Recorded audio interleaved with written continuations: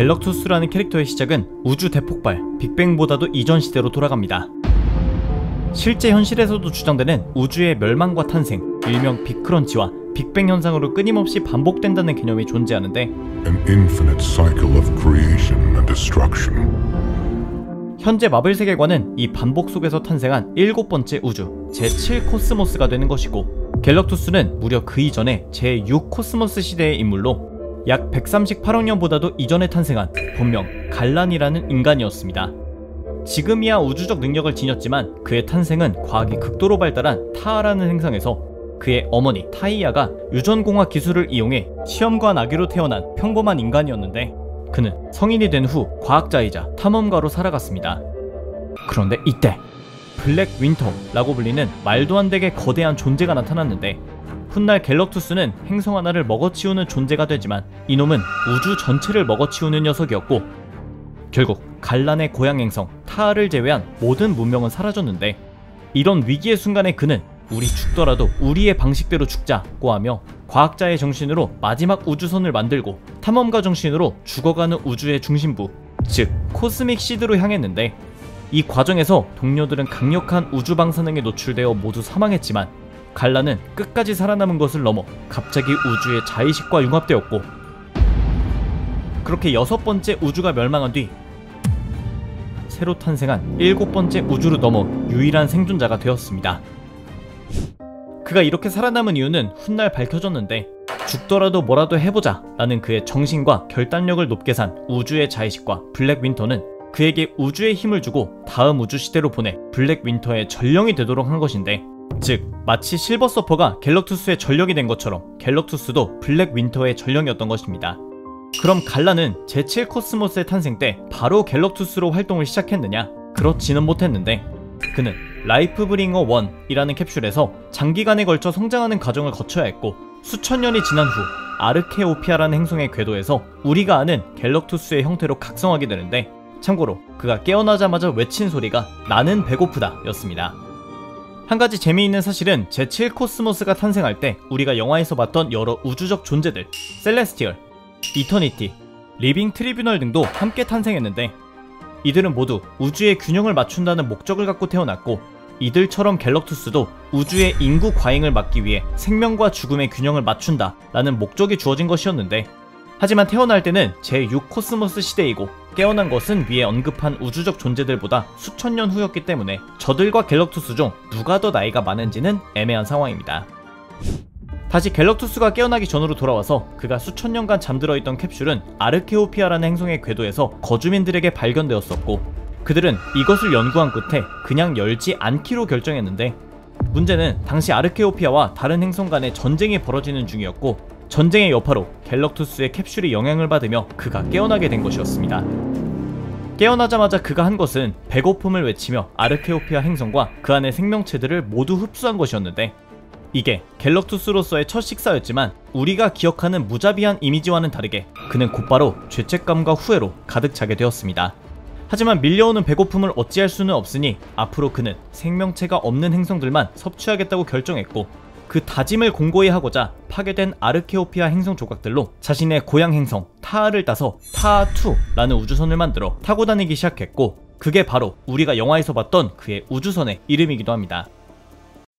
문제는 이 다짐이 얼마 가지 못했다는 것인데, 원래는 주기가 길었던 그의 배고픔은 생명체가 없는 행성을 섭취할수록 그 주기가 더 빨라지기 시작했고, 결국 자신의 배고픔을 통제하기 위해선 생명을 섭취해야 한다는 것을 깨달았는데, 즉 그를 탄생시킨 우주적 존재들의 의도대로 그는 행성과 그곳의 생명체들을 모두 섭취하기 시작했고, 그 덕분에 우주는 생명체 과잉 사태를 피하며 균형을 유지하게 됩니다. 그럼 이쯤에서 한 가지 떠오르는 의문점은, 분명 우리가 봐온 영화 속 MCU 메인 세계관에선 타노스가 생명체 과잉 때문에 자원 부족이 시작됐고 결국 세상은 자멸한다는 이유로 우주의 균형을 잡기 위해 인피니티 스톤으로 생명체 절반을 삭제하려 했는데,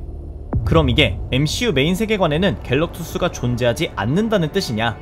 일단 원작에선 갤럭투스가 멀티버스마다 버전별로 존재했기 때문에 이를 고려하면 메인 MCU 세계관에도 있을 것 같기는 한데, 타노스가 갤럭투스의 존재를 몰랐거나 혹은 멀티버스별로 갤럭투스의 능력치나 한계 등이 다르기 때문에 메인 MCU에선 갤럭투스가 농땡이 치는 걸 수도 있다는 추측도 있습니다.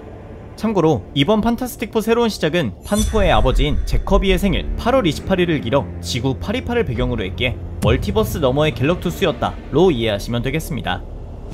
다시 돌아와서 그럼 실버 서퍼는 왜 뽑았느냐? 일단 갤럭투스는 자신이 먹기에 알맞은 행성을 우주 이곳저곳을 찾아다녀야 하는데 자신이 직접 하기엔 시간과 에너지가 너무 많이 든다고 판단했고 이때부터 전령을 만들기로 하는데 그에게 주어진 파워 코스믹, 쉽게 말해 우주의 힘의 일부를 전령에게 하사하고 전령인 실버 서퍼가 그를 대신해 귀찮은 작업을 해주는 것입니다. 이번 영화에서도 보셨겠지만 파워 코스믹의 일부의 힘만 지녔는데도 실버 서퍼는 이 덕분에 광속을 뛰어넘는 속도로 이동할 수 있고 때문에 차원 이동이나 블랙홀 탈출도 가능하며 일시적이긴 하지만 갤럭투스에게 피해를 줄 수 있을 만큼 강력한 힘을 지니기도 했습니다. 그렇게 갤럭투스가 처음으로 고용한 전령은 더 폴른 원, 직역하자면 타락한 자인데 이놈은 거의 고용되자마자 갤럭투스에게 반발했던 놈으로 스스로 갤럭투스보다 위대하다고 할 정도로 본분을 망각했고 결국 빡친 갤럭투스는 놈을 우주의 끝에 있는 감옥에 가둬버렸습니다.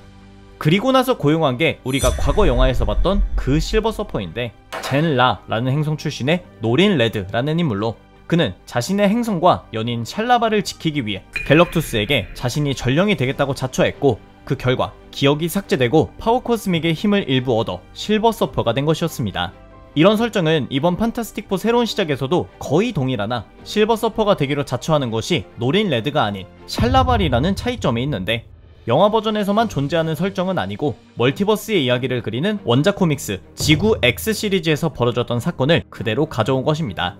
그리고 이후에 벌어진 일들은 우리가 과거 영화나 이번 영화에서 봤던 사건들과 크게 다르지 않은데 이 행성 저 행성을 갤럭투스에게 먹인 끝에 실버 서퍼는 결국 지구에 도착하게 되고 원작 코믹스나 과거 영화들에서도 상세한 이유는 저마다 달랐지만 어쨌든 인류의 모습 혹은 특정 사건이나 설득을 통해 실버 서퍼가 생명과 문명의 가치를 다시 이해하고 갤럭투스에게 반항하는 줄거리로 가게 되는 것입니다. 참고로 원작에서 서술되는 갤럭투스의 힘만 따지면 솔직히 실버 서퍼가 왜 필요한지 의문일 정도인데 시공간 조작, 에너지 조작, 차원 이동, 물질 변환, 생명 조작 등 불가능이란 게 없는 수준의 능력인데다가 물리 법칙도 초월합니다. 예를 들어 한 번은 우주의 과거, 현재, 미래를 모두 왜곡시켜 특정 인물의 존재 자체를 역사에서 지워버린 적도 있었는데 어느 정도 마블 시리즈나 코믹스를 아시는 분들이라면 웬만큼 우주적인 힘을 지녔다는 녀석들은 다 이런 식의 말도 안 되는 힘들을 지녔기에 그냥 설정이 이렇다는 것이지 모든 이야기마다 갤럭투스가 이 힘을 몰빵으로 쓰는 게 아니기에 그냥 엄청 센 놈이구나 정도로 받아들이시면 될 것 같고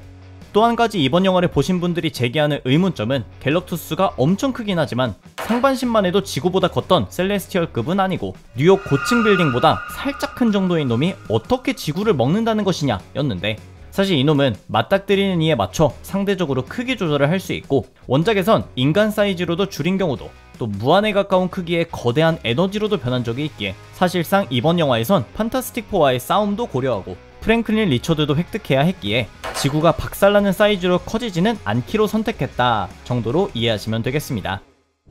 여기까지가 개봉이 일주일이 지났는데도 50만 관객에 도달하지 못한 판타스틱4 새로운 시작 속 갤럭투스의 정보였습니다. 영화는 꽤 괜찮았고 미국에서도 큰 반응을 일으키고 있지만 국내에선 좀비 딸의 이틀차 관객수에도 한참 못 미치는 스코어인데 진짜 마블은 그들만의 리그가 되어버린 거겠죠. 슬프지만 오늘의 영상은 여기까지였습니다. 재밌거나 정보가 도움이 되셨다면 추가 댓글 그리고 구독도 부탁드립니다. 감사합니다. 지금까지 삐맨이었습니다.